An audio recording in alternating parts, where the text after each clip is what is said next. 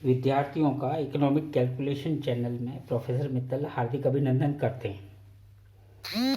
Second part में हम भारतीय अर्थव्यवस्था को हम अर्थशास्त्र विषय में पढ़ने का जो सरल व्याख्या करने का प्रयास कर रहे हैं वो यहाँ पुनः करना चाहेंगे।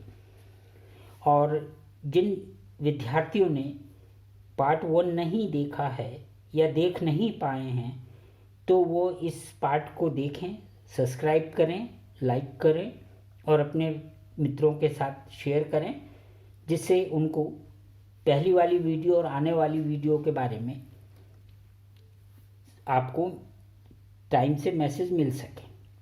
अब हम आगे पूर्व के अध्ययन के बाद में फिर शुरू करते हैं कि अर्थव्यवस्था के लिए कोई भी उत्पादन है तो उत्पादन उत्पत्ति के साधनों से किया जाता है, तो उसको सरल बनाने के लिए हम उसको फलन के रूप में अभिव्यक्त करने का प्रयास करें।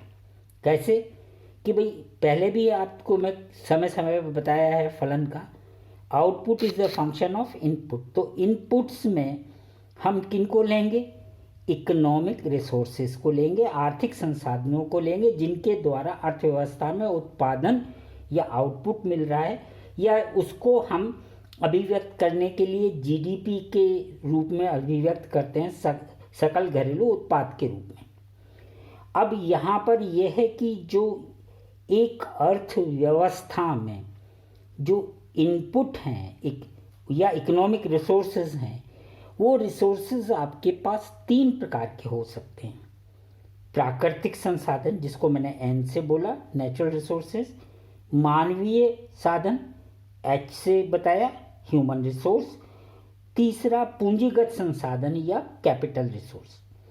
यानी हमारे जो इकोनॉमिक रिसोर्सेज हैं किसी इकोनॉमी के लिए, या हम भारत के बारे में ही बात करें तो भारतीय अर्थव्यवस्था के अंतर्गत आर्थिक संसाधनों को हम 3 प्रकार से विभक्त कर सकते हैं: प्राकृतिक, मानवीय और पूंजीगत संसाधन। यदि हम इसको फलन में रखें तो हमारे उसका साधारण सा हमारा फलन बन जाएगा जो स्पष्ट है आपके आगे कि output is the function of N comma H comma K. Output is the function of natural resource, human resource और कैपिटल रिसोर्स। किसी भी अर्थव्यवस्था में इन तीनों रिसोर्सेस को अलग अलग मात्राओं में मिलाया जाए तो उत्पादन होता है। अब वो उत्पादन किसी भी क्षेत्र में हो सकता है, चाहे कृषि हो, चाहे औद्योगिक हो या सेवा क्षेत्र हो। उन उत्पादन की मात्रा और लागत और लाभ और वो सब इनके विभिन्न संयोगों पर ही निर्भर करते हैं।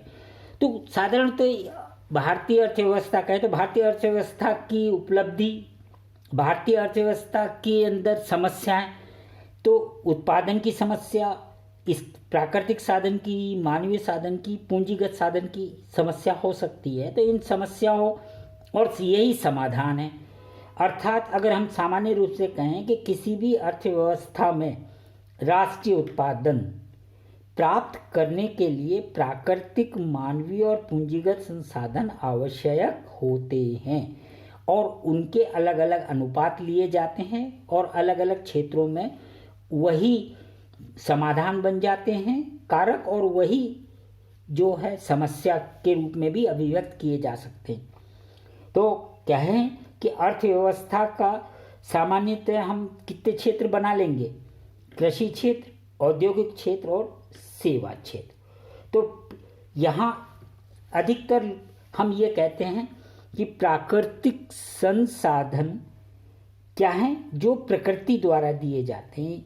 अब जब प्रकृति द्वारा दिए जा रहे हैं फिर भी हम उसका मूल्य देते हैं, तो वास्तव में हम उस संसाधन के लिए मूल्य नहीं देते। जैसे कोयला है, कोयले के लिए आप मूल्य दे रहे हैं कि कोयला महंगा हो गया, कोयला सस्ता हो गया, या कच्चा तेल आज विश्व की समस्या बनी हुई है। तो कच्चे तेल की जो कीमत का अंतर है या वो किसका है? प्रकृति कुछ नहीं लागत लेती, प्रकृति कोई मूल्य नहीं लेती, किंतु उस संसाधन को विदोहित करने के लिए जो उसमें ये सब चीज़ें लगानी पड़ती हैं, इसकी जो लागत आती है वही मूल्य बन जाता है। तो सामान्यतः विद्यार्थियों को ये अपने मस्तिष्क में स्पष्ट रखना होगा कि प्राकृतिक संसाधन सदैव निःशुल्क होते हैं, किंतु उनका विदोहन यानी उनको निकाला जाता है, प्राप्त किया जाता है, इसलिए उनका मूल्य या लागत होती है। आज इतना ही इस वीडियो में।